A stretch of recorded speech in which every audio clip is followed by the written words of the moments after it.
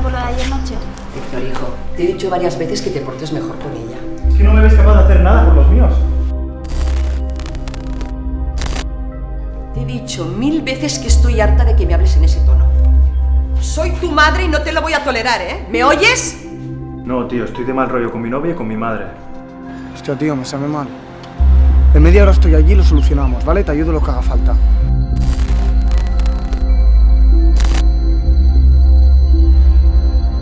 ¿Ha sido eso? No, ¿qué pasa?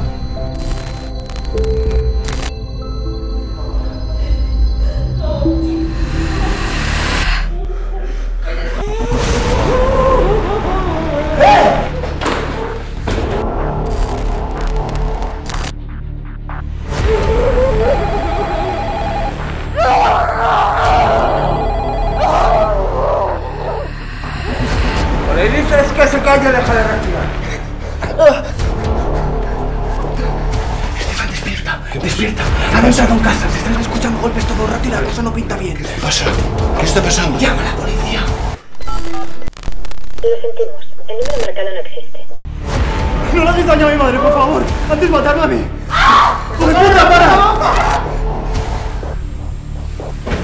¡Soy yo, Héctor! ¡Que se vayan de aquí!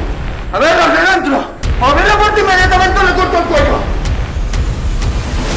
Carlos, tío, abre la puerta, que me van a cortar el cuello, joder, abre la puta puerta.